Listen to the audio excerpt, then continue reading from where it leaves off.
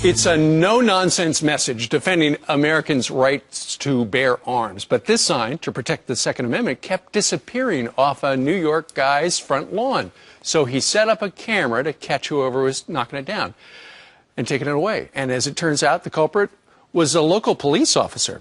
Jonathan Gibson made that sign and caught the officer red-handed. He joins us live here in our New York studio. John, good morning to you. Morning. How are you today? Okay, so first of all, what was the message on the sign? The message was protect the Second Amendment. Okay, and you put that sign up, and then it disappeared. And you put up another, it disappeared. You put up a third, it disappeared. On the fourth one, what did you do? Fourth one, my wife informed me middle of the day that the fourth sign went missing. So when I got home from work, I grabbed the trail camera that was set up, pulled out the SD card, and put it on the computer, looked at the pictures, and saw that it was a local police officer. And when you thought it was a police officer, you thought, what? I was beyond disappointed. You know, I was expecting to catch a neighborhood person who maybe didn't like my message supporting the Second Amendment, and I was prepared to call the police and file a complaint because I would expect the police to be there to protect our rights, and I was terribly disappointed to find out that it was a police officer stomping on my rights. What does the town say? What do the police say?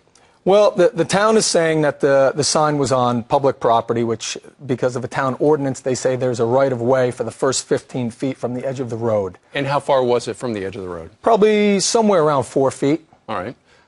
It's my contention that this is my property that I pay taxes on. I have a survey of my property that shows it's within my boundaries. And I don't believe that the town ordinance supersedes my First Amendment right of free speech. Sure. You don't know whether or not it was the police that took down the first couple of signs, but you do know that it was a police officer who took down the fourth sign.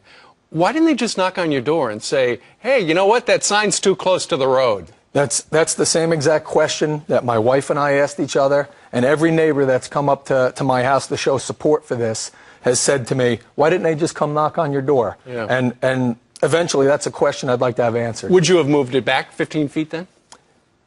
I may have moved it back to a degree, but I feel very strongly about our rights.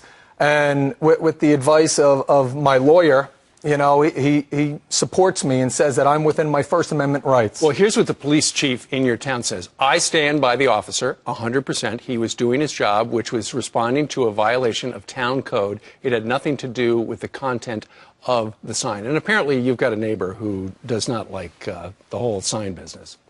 Yeah, you know, funny enough, that same neighbor... probably. Yeah. Same neighbor had a sign up of their own at one point. But besides that, you know, whether the town doesn't like the message that I put out there or not, it's the fact that they took my sign down, which is an expression of myself and my speech and my beliefs, which is a violation of my constitutional rights. And I'm a very big believer in the Constitution. I think in my town they would have knocked on the door. John Gibson, keep us posted on what happens next. Absolutely. Thank you, Brian. You're going to put up another sign? Absolutely. All right. Very good.